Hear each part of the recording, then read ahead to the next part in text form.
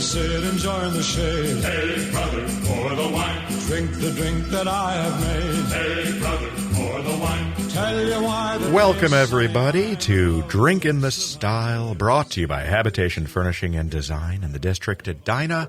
I am your host, Gregory Rich. Tonight's theme, real estate. Real estate is on the board, and that's been on everybody's mind with so much going on. My guests are Marina Aguirre. See? Sí. Bueno. Anthony and Steffi Borns from EXP Realty. Ladies, welcome to the program. Thank you. Thank you. How did I do in my rolled R? Very good. Really? Good. I totally cheated. I gurgled it. Could you tell? No, you did well. Thank you. Very well. Thank you. I wish I could do the tongue thing, but I can't. So I'll just. Aguirre. Aguirre. Aguirre. It's really, it's like two-thirds of the way there. Pretty close there. Anyway, it's just a slight bit phlegmy. Other than that, it's fabulous. Coctology this evening is being provided once again by our in-house coctology mistress, Megan Tice. Oh, gee, to mistress. You did. Coctological mistress. Yeah. God. I'm here, back. Darn, if I had only thought of that before we ordered your cards. I don't know if I want that on my cards. It's a fair point. So Megan is joining us again. And Megan, tell us what we are drinking. The El Diablo. Ay caramba, El Diablo. Yeah, I didn't say that with a very good accent, but You did No, fabulous. It was fantastic. Steffi, give us an El Diablo. El Diablo. See, Oh, that's way so better. much better. Mm-hmm. Yeah, it is. Okay, so we're drinking with the devil tonight. Sure Is are. what you're saying. All right, Johnson, mixing music. And Megan, take us away. okay. We're doing an ounce of tequila. And once again, my personal favorite tequila, Altos Tequila, $20, a 750 milliliter bottle, and it's fabulous. Okay. Then, okay. You have to help me with the name of this one again. I forget. Creme de cassis. Yes. Or how would is that something that you guys have in these? Is it creme de cassis? No, I never. Yeah, no, I never heard of it. I'll always go with cassis. And this particular one is, what flavor is it? Blueberry? Well, cassis is the name of the fruit. It's the blue. It Somewhat looks of like a a grape. variation of the blueberry. Fair enough. Is that what we're We looking have at? them in Argentina. We have them in the south of the country in cold regions. Really? Okay. Cold regions being what? Under 70? No. Cold regions being maybe 40 Fahrenheit. Ah. Maybe a little colder. I mean, Argentina Colder, is the south. Argentina is. It's true. I've Very actually south. wondered why Argentina isn't even colder than it is. Because, I mean, it's literally the equivalent of being what? Well, yes. So the weather varies. If you're up north, it's like somewhat dry and hot, and then as further south you go to the tip, then it's going to be glaciers and super cold. Fair. You've got a good So it variety. is. All right. I cut Megan off. So we added the creme de cassis, which Yeah. is, again, fabulous. And this is... It smells really good. Half ounce of that. Okay. And then a quarter ounce of lime juice. And then you just top it off with ginger beer. It looks really good. Everybody loves ginger beer these days. Wow, yeah, this is refreshing. something very different. And was it 1 ounce of tequila? Yes. Okay. So we could crank this bad boy up if we wanted to. And you're serving them in an 8 ounce, or not 8 ounces, probably 8 ounce rocks glasses. And is that the preferred glass according to the sources you checked? Highball. Highball glass. Okay, fair enough. So normally a taller, thinner style glass, but because the District of Edina does not have those Collins glasses, Yes, we'll we're do. doing them in a rocks glass. All right. And there it is. The color is, oh gosh, how would you call it? I mean, it's certainly of the red variety, but it looks almost like cranberry juice-esque. Thank you, dear. Yeah. All right. We got Johnson's in here for the break, but I'll try that in a second. At the moment, we will give this a try and see how it is. Salud. Hello? Salud. All right, that's really good. Delicious. That is really good. You know what this reminds me of? Have you ever had lingonberry soda pop? Yes. Does it taste a little bit like lingonberry to you? Now that you say it, yeah, a little bit. It's a little-known soda. It's really popular back in Buffalo, New York. And my sister as a kid drank it every day. There you This go. is good stuff. It's pretty good. It's pretty good. I taste the ginger beer. Unquestionably. I don't know. I think it might be nice to garnish with a lime or something. Yeah, or like a muddled blackberry or something yeah. in the bottom. Yeah, something to bring a Yeah. little bit more spark to it. But I can definitely put down 4 or 5 of these without too much difficulty. All right, fabulous. Once again, a reminder, by the way, LinkedIn, we post the cocktail recipe every Friday, so you can get your weekend started with Drink in the Style. And then we also have them on the site, too, don't we? Yes, actually, LinkedIn is linked to our website with the recipe. Fabulous. So all roads lead Yep. there. All right, next up is our, this time, totally random question for my guests. Are you guys ready? We are. Excellent. All right. Cheers. No, I was just remembering the question I came very close to asking and chose not to. So this one is better. The random question, Marina, Steffi, here we go. If you could master any skill at all, what would it be? Who wants to go first?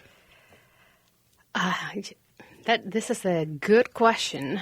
There could be many answers because I believe that there is always room for improvement. Unquestionably true. But I think I'm going to go right now. I'm feeling like storytelling could be a good skill. Really?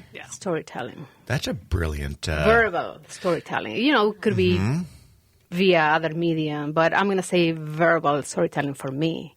I would like to be able to tell stories and people listen and don't fall asleep. Catch people's interest. Yeah. Spin a yarn. Well, maybe we should get you on the radio more often, and then you can work on that. Yes, fine-tune everything. That surprises me, though. I mean, you're always a delight to talk to, so thank you. surprised that you don't feel comfortable telling stories. You're probably better at it than well, you think. It's not that I don't, but I think like I said, there's room for improvement. I could do always better. Fair. We all could. And that would be a great skill. Yeah. Stefania? Mine will be, I always had the dream of speaking 5 languages and like understanding and like being super fluent to it. One of my dreams is to speak Italian, and I want to go to Italy for 3 months with my girls. And but yeah, I definitely would love to speak at least 5 languages. Like, God, that would be Perfect. fabulous, wouldn't Yeah. it? I respect, it's wonderful that you guys are bilingual.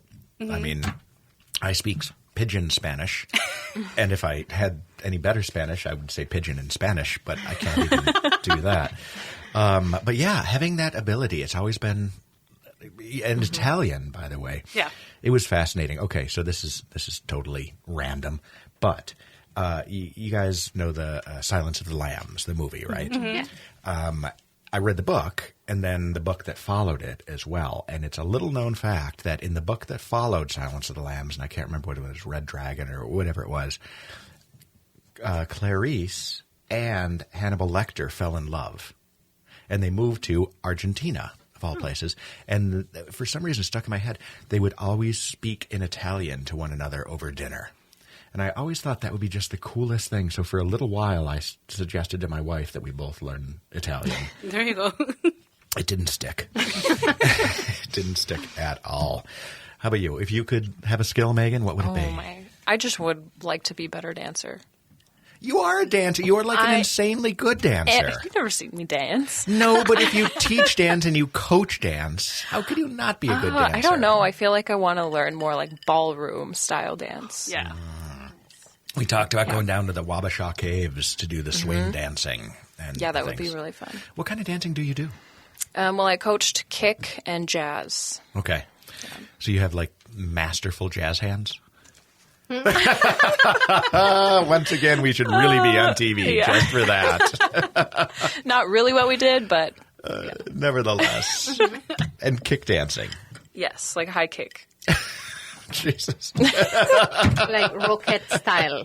Yes. That's pretty cool. Yep. Oh, that is funny. That is fantastic. Every wedding I'd ever been to with my father ended with him organizing a kick line and singing New York, New York. Oh my God, that is fun. I'm sure that you'd be considerably more more skillful. I would hope so. Than a little Italian man just kicking up and Yeah. down and up and down. All right, well, now we know more about everyone. Yeah. All right, we should take a quick break, and when we come back, we are going to be talking about real estate in general and in specific. So, ladies and gentlemen, stick around and go have a cocktail. And if you can't do that, go have a shot of tequila, for God's sake. The night, my friend, for I'm always so alone.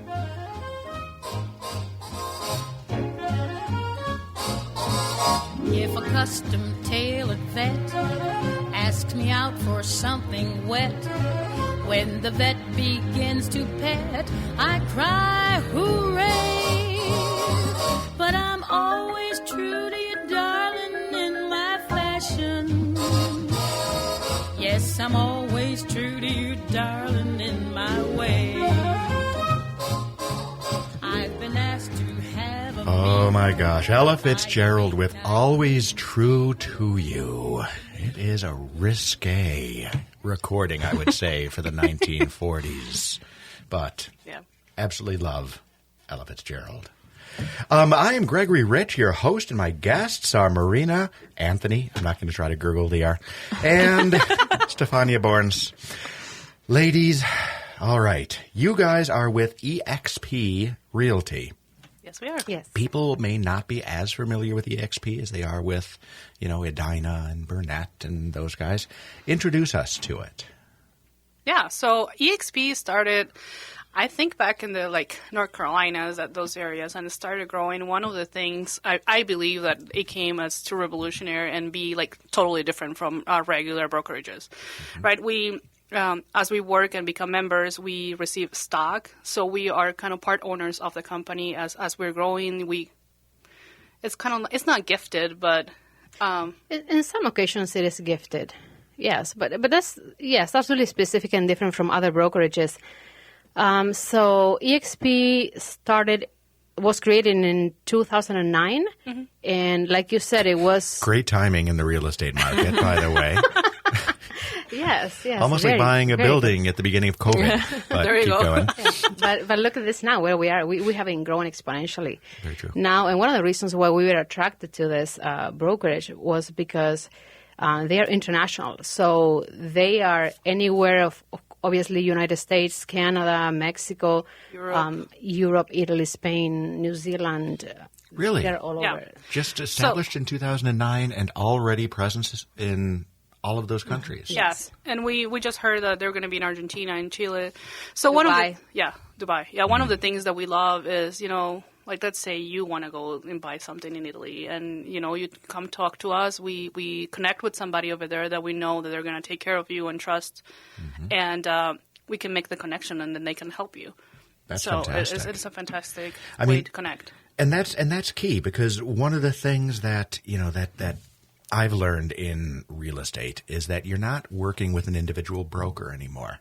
It is really about the teams that are in this space. And you guys, of course, have a fabulous team. But from an extension perspective, you could be interface and then utilize the offices in different areas.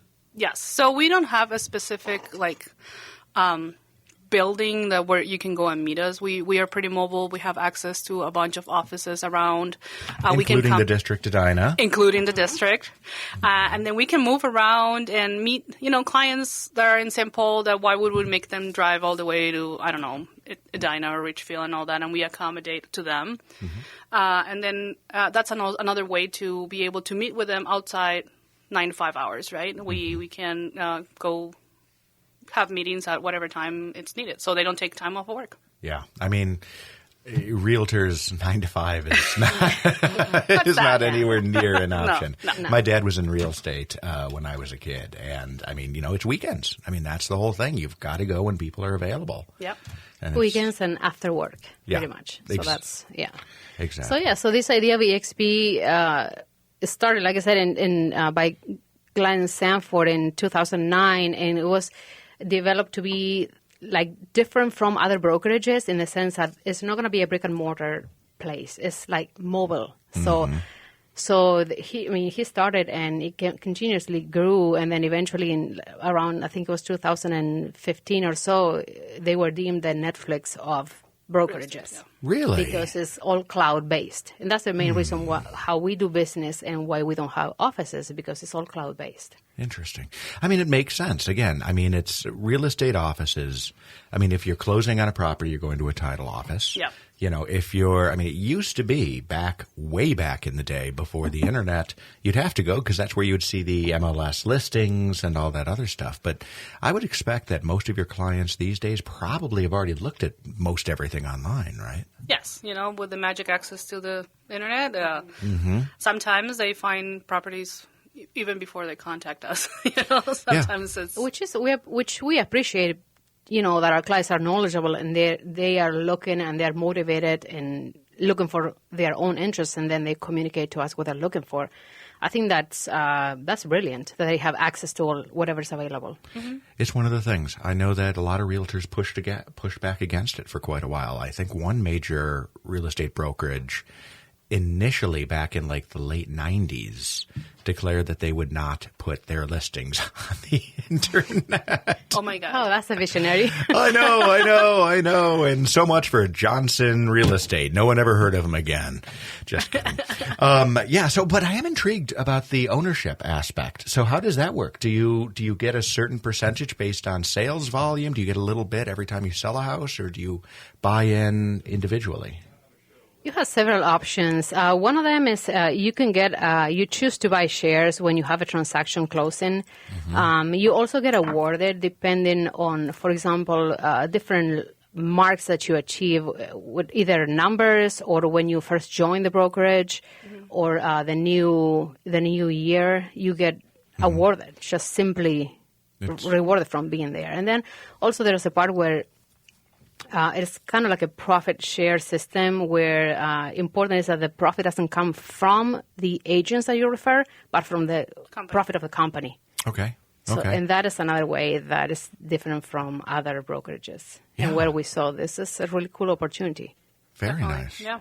What about from the client side? Are there different ways that you guys or that clients are working with you?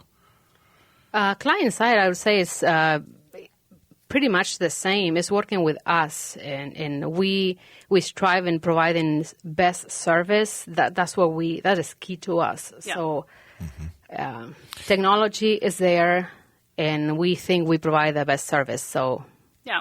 One of the things that we really like is gaining the client's trust, right? So whether it's answering a lot of questions or sitting with them and going line by line in the purchase agreement, sometimes, we're in a hurry and some, offers are due in 2 hours.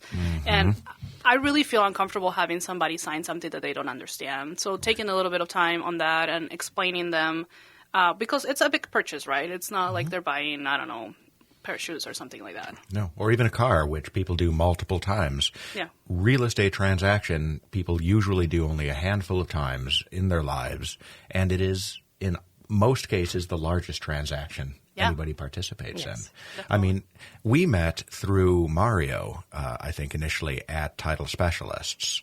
And Mario the Closer, by the way. Mario the Closer. Is a well-deserved name. I'm not going to negotiate against that guy. He's something. But he is absolutely phenomenal at that. And again, as a native Spanish speaker, working with clients that, frankly, I mean, most English speakers can't read the stuff that they're signing. You need someone that you have trust in and who knows the market. Definitely. And that's another thing, right? When you don't speak it goes beyond the language also. There is a lot of interaction of culture there too, right? So understanding and combining those things, and sometimes, somebody buys a house and they want to bring their parent and their grandmother because it's a huge achievement. And, if you don't understand the importance of that, it will be a little bit difficult, right? So, one of the reasons we like to partner with him and some other people of our team is because they speak the language, they understand the culture, they're very kind, and then they take their time, whether they're doing it in English or in Spanish. It's a big thing. Yeah, Yeah. And again, that makes people a lot more comfortable. I mean, especially when, and you guys, of course, are coming from a Latin culture. And by the way, where are you from originally? I'm from Bolivia. Bolivia. Yeah. Marina? I'm from Argentina. From Argentina. Again, I love Argentina. I have to get down there at one point. Yes. But, I mean, as a New Yorker, sometimes interacting in Minnesota culture can be a challenge. So I can only imagine that if you're actually from a different country, it's it's challenging.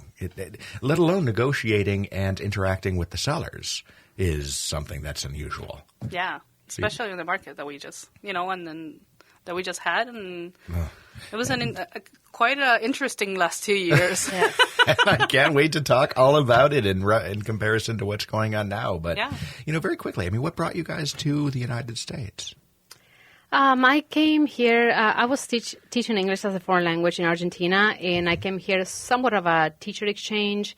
Where I lived with a host family, learned their culture, the traditions a little bit, and then I was teaching at St. Paul Academy at the time, and then after that I transitioned, got my own job, and I'm still here. And there it is. How about you, Steffi? So I came here to study English as a second language. Okay. I was in Michigan, in Houghton, Michigan, so Midwest still. And, met my husband. My husband is from Minnesota, and they say every Minnesotan always comes back.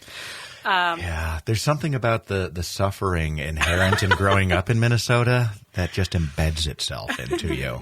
So I really like Minnesota. I think, 11 months of the year. February is not my thing. But February is the one you pick as the worst of the months? For me, it's like, oh my gosh, I'm done. Like, please get me out of here. Really? Yeah, you are exhausted. Yeah. Everybody says you should take a vacation at some point during the winter, but to me, it's almost worse because then you come back. Oh. And you're like, and it's cold still. Yeah, it's gray again. The cars are dirty. It's a little. I know. I was just talking with Pustali, of course, has a showroom at the district, and they are from Finland, and they're pretty much closed now for the entire month of July because in Finland in July the sun never sets. I mean, I had a representative on the other day, and I asked him from Pustali a couple weeks ago, and I said, how long is the summer in Finland? And he said 1 day. And I thought he was kidding, and it's like, it's a short thing. But he was legitimately honest. He's like, no, I mean it. 1 day. The sun stays up for about a month and change, and then I'm told they get about 2 weeks of fall. He said, and then it just is a nightmare. Then it becomes pure darkness, and then the rest of fall is wet and rainy, and then the snows come, and it's just nightmarish. Yeah. And so to celebrate, though, the entire country pretty much shuts down in July. Nobody works. Everybody is off. It's like a dream. I can't imagine such a thing. So going to Finland in July. That's going to be my bucket list now. Exactly. Anyway, well, we're glad that you are in the United States and doing some great work with it. Let's talk a little bit about the real estate market when we come back from break. You are listening to Drink in the Style on AM 950. And Johnson, I get a kick out of you. But practically everything leaves me totally cold.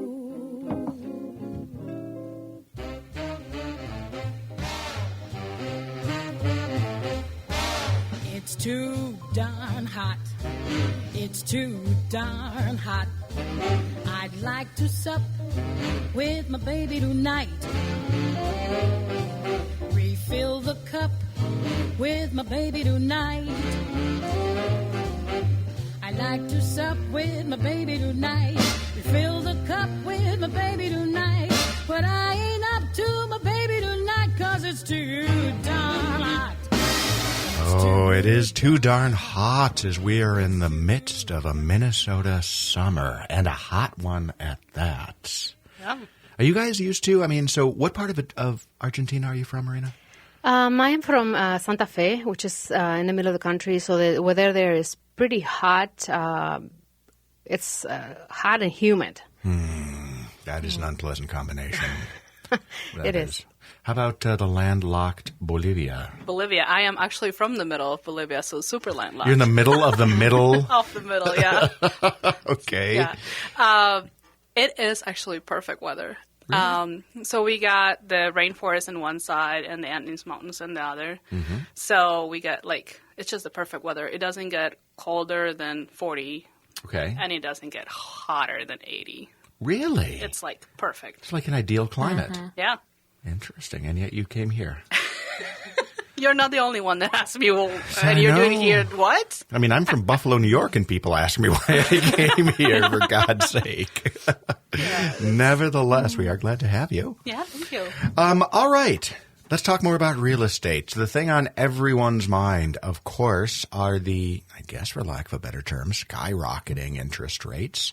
What are rates at today? Do you guys know offhand? No, rates change daily, right? And it depends on certain terms. They are defined by lenders. It's not really our expertise area, I guess. We were communicated and we are informed, but it's nothing that we can decide. Right. I mean, you have no effect over it.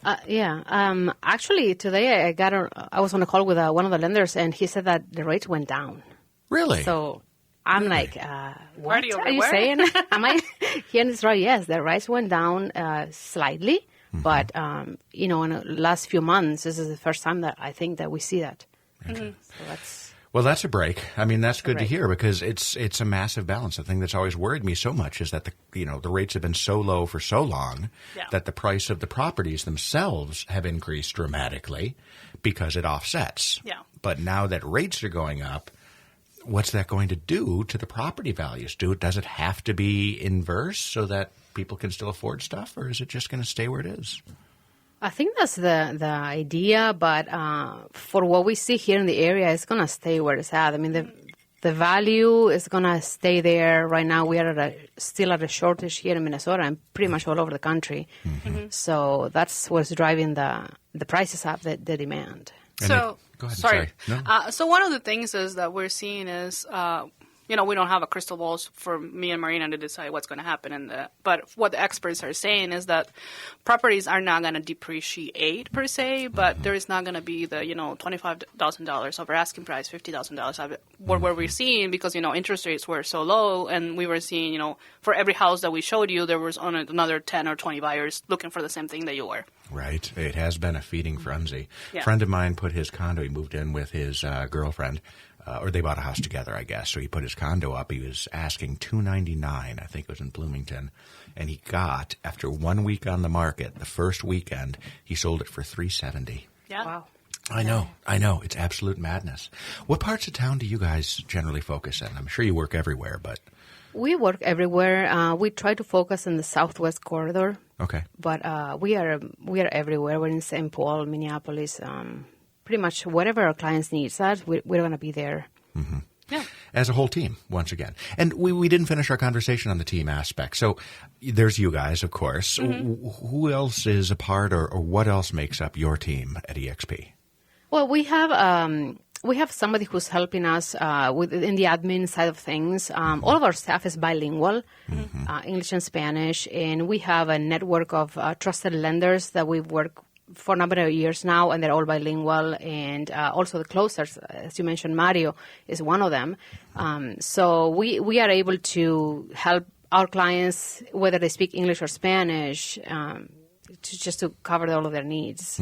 Yeah, and sometimes Marina is like one side of the city, and another. And as a solo agent, you can't do that, right? Like, you can't cross the city right now. After COVID ended, traffic is real, right? Folding time and space to get to St. Paul in a minute and a half. Sometimes it's like, oh, where are you? I'm in the parking lot, but 494, right? Not moving. So yeah, we can be in different places and connect with our clients, and we have different packages for sellers and buyers depending on their needs. We've partnered with different companies. Like, we have an interior designer that can go and help. We have guidance and all that on how to decorate their house if they're going to put it in the market, or a cleaning company if you want move-ins, move-outs, cleanings, stagings, or preparing, right? Because moving, it's hard. I mean, I sold real estate and I just moved in December, and I was like, whoa, I really understand my clients now. It got real. Yeah, moving is a nightmare. I hadn't moved for 7 years, so I kind of forgot what the work was, and Oh, Yeah. we used to move every year, every 2 years and things. My wife got really good at packing up stuff. I got really good at, screwing up the packing and stuff. So I wasn't asked to continue to pack stuff.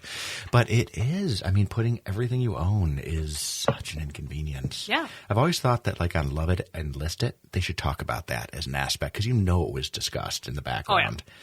Somebody did not want to pack everything up and get out of the house. Or just getting it ready to show. Oh, It's a lot and of work. maintaining it ready. Yes. right.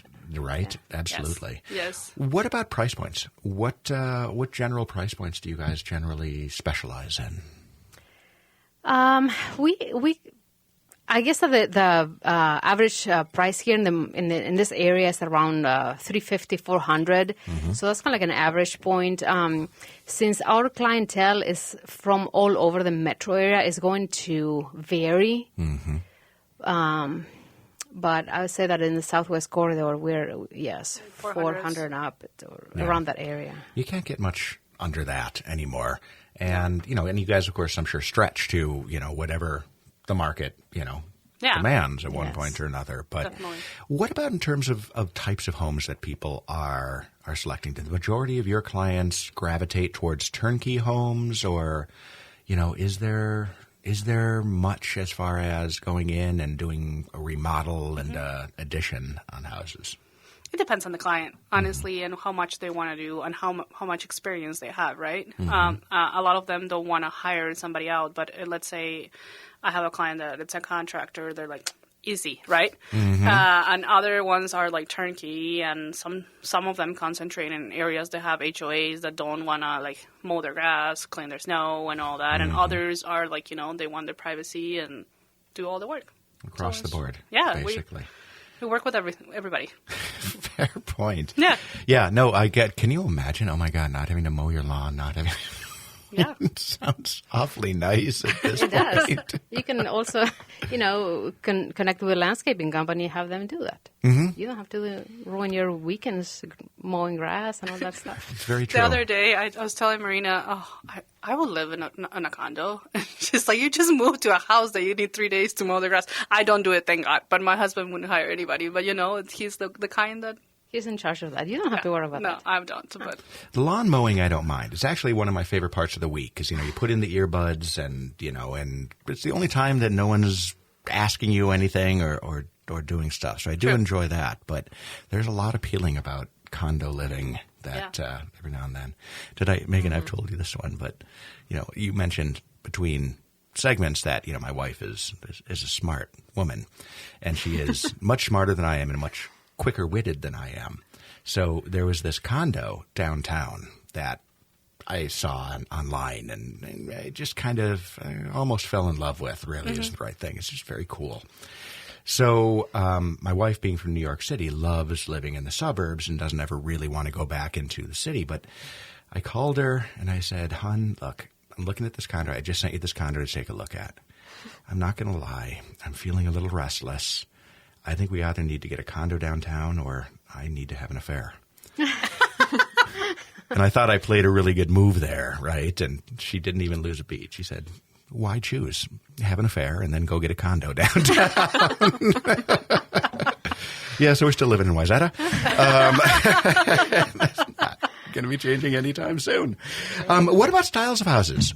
Are you seeing certain styles being hotter than others? What do most of your clients gravitate towards? Probably 2 stories are the most popular. yeah, it depends on the section, like the areas and stuff like that. I like a lot. I have a lot of clients that really like, 2 stories, but with a lot of history charm. 1800 houses and all that remodel. But yeah, they have a lot of charm. I agree. It's a tough call. What would you say, honestly? And this is purely opinion, and don't worry, we'll edit this out if you want at some point. But what's your least favorite era for American homes? Ooh. Probably 50s. 50s? Yeah. Both of you guys? Yeah. Why is that? It's just, I don't know, small, simple. Color scheme, if it's not updated, obviously. You don't like pink? You don't like pink and aqua? Yeah, those green carpets in the bathroom. Right? Oh, God. You walk in there and you're like, Yeah, I'm going to go get my shoes. Hold on, I'll be right back. Even when they used to do like the little furry, things that would go around the toilet and stuff, it was crazy. How about conversely? What do you think is the nicest era? What do you get most excited about as a listing? I get most excited about the new construction or newer construction. Do you? Yeah.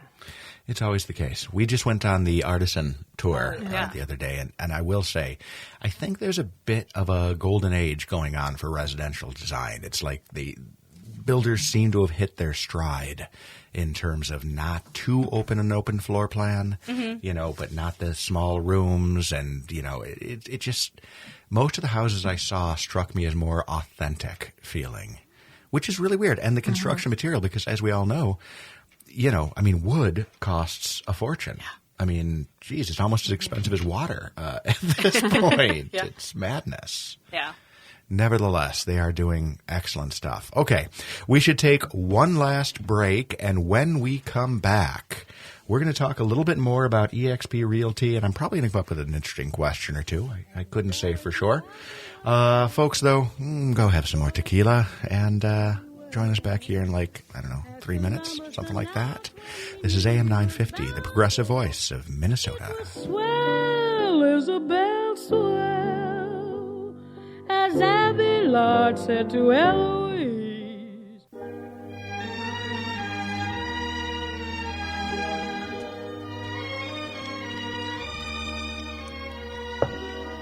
Times have changed, and we've often rewound the clock since the Puritans got a shock when they landed on Plymouth Rock.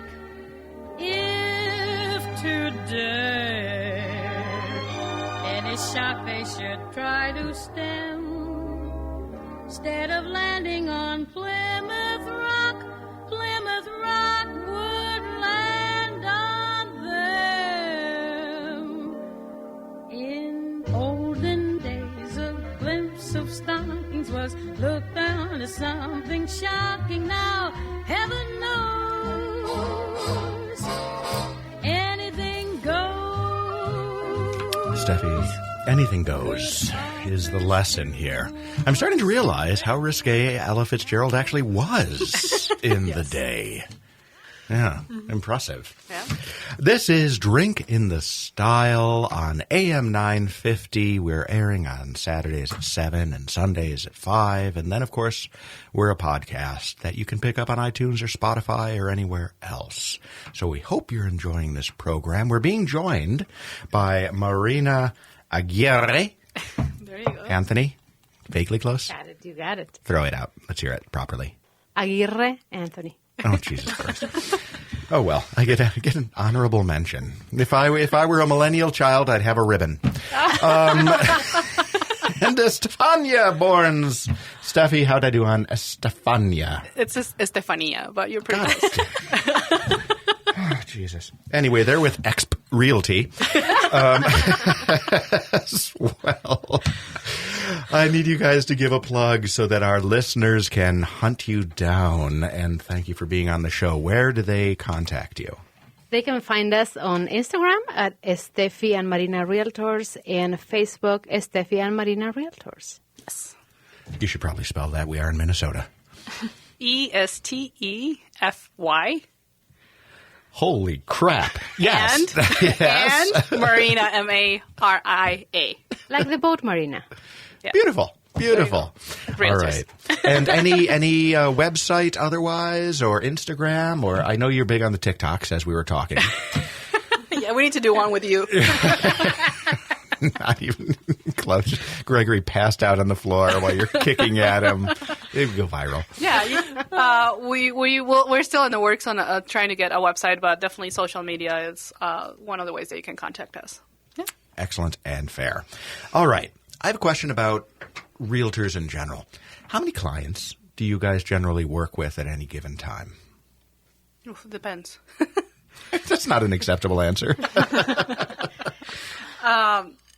It depends on the month. Sometimes, summer is a high time. Sometimes 3 or 4 in the month. So definitely that's when we need, transaction coordinators and all that, somebody that can do all the paperwork while we're showings and winning offers.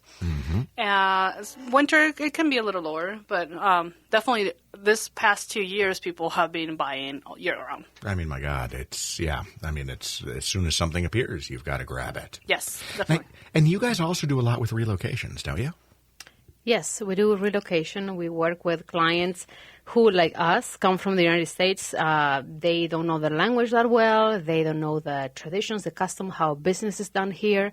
So we are here to support them to connect at a different level and help them out with whatever they need. Once again, not just business transaction, it's cultural difference. There really is. Yes. And you guys can bridge that. Because you've been here for a good long time, right? How long have you been in the U.S.? I've been here 13 years. Okay. She wins. I've been here about 21, 2. I stopped counting. After 20, I'm like, okay. Really? She's from here. She's 25. officially from here. I've been in Minnesota for 28 years, 7 months, and 13 days. Just kidding. I love it here. I really do. Don't turn my radio station off, please. No, relocation is key stuff. And, Yes. and of course, since you guys are international in scope, I assume that you've got offices that are coordinating with you probably as people are seeking to move to the United States. Yeah, definitely. We always encourage the clients to do the research about their personal choices or where they want to be. But we do have, there's a lot of groups in the Twin Cities that are, like I'm part of the Chileans for Minnesota. My mom's Chilean, so I'm half Chilean. Okay. She's, involved with the Argentinians. There's very few Bolivians, but we're here. And, and every culture it has a group, and definitely connecting in with them, knowing somebody that knows your culture, who you are, that knows how to cook the same food from your country. You get so homesick after a little bit that having those connections is super important. So like you said, it goes a little bit beyond real estate and just selling houses, is making the people feel comfortable where they are, besides having to get used to the winter. And you never get used to the winter. I was going to say, that's one key. Do not buy winter clothes in your country. Yeah, it would be no That's good true. here. No. Yeah, seriously. Might work for fall. But, Or spring. Yeah, 100%. It's like if you go down to the farmer's market in Minneapolis, there are always a lot of, I think Bolivian, right? Bolivian shops that do a lot of the llama wool type of stuff, which is so cool. Although strangely enough, scratchy. It is. Why? I don't know. Growing up, it was the thing. I will have also those sweaters and be like, oh my gosh, it's so itchy. Please don't put it on me. But I guess after you wash it a couple of times, it gets, or wearing another layer underneath. But they are scratchy. I suppose, but you touch a llama and they're soft and they're like sheep. But it's alpaca, the one that is scratchy. Oh, you're right. It is alpaca. Alpaca. That's a big difference. Yeah. I've never they look touched alike. an alpaca. Yeah, Are they scratchy as well? The alpacas are, the wool or whatever. So it that's is key. itchy. Alpaca, scratchy, llama, soft and nice.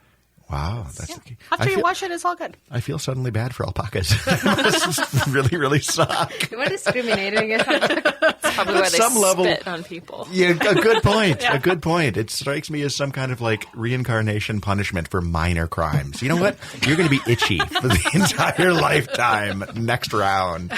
You should not have taken that spot when the old woman was trying to pull in. Still. All right. What about real estate? So you come up from here. Why real estate though? After teaching for a good 18 years, I decided I needed a change. I needed a change of pace. I went to work with different demographic. I taught everybody from 3-year-olds to adults. So I'm like, okay, I need to do something less structured. I want to manage my own time. And I think the common denominator for me is education.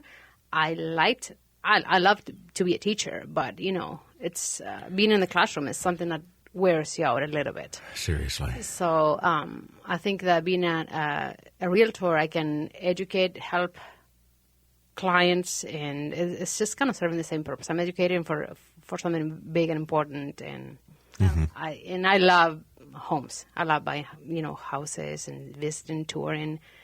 I think that's my passion. Fair. That makes sense. Do you feel the same way, Steffi? Yeah. Well, I always wanted to be a realtor, but, I went to school for communications, and I was working in a company behind a desk. I used to consider myself an introvert, but I am not. No. That was a lie that I was telling myself, but I definitely love being with people and hanging out and helping. And honestly, I didn't know how big of an impact real estate had until I started doing it and seeing how it can change people's lives. Whether, you are starting and it's being one of your biggest dreams to buy a house, or just creating generational wealth for your family. When you understand that you're part of that, it's just like, I don't know. I just love it. I don't see myself doing anything else, honestly. Good for you. I mean, it is. It's critical. Your home is the center of your world. Yes. And it does. It affects everything about you. And when you're coming to a new country and things like, I would have no idea what you would do in Bolivia to buy a house. Yeah. I mean, literally, I could be taken advantage of at any given moment. Yeah. So I think it's really fabulous that you guys are helping the community understand how the system works and everything associated with that. Yeah. And, as being from another country, when we bought our house, I don't know, I was living here for 7 years before we purchased our house as a family. And when we bought it and closed, I just had a sense of belonging, like this piece of land, it's mine and I really belong here. Mm-hmm. And that's when it opened my eyes most into the real estate world too. That's a great point. And it's an investment of your emotions in the community. And, that's why when we look back and we talk about things like redlining and real estate after World War II and the difficulty that, anyone, who is not Anglo-Saxon white. I mean, as an Italian, I think that we were purple-lined, which meant that if nobody else would buy the house, they would allow us to. But it's important. And it's all part of making people invested in our system, in our country, and what we're doing. So I don't think either of you are going to be reincarnated as alpacas. Good. Thank you. Right? Seriously, it's absolutely terrible. We've only got a second or two left, or a moment or two left, I guess. Very quickly, I want to ask you guys, what is the most popular, the perfect number of bedrooms in a house that you're seeing currently?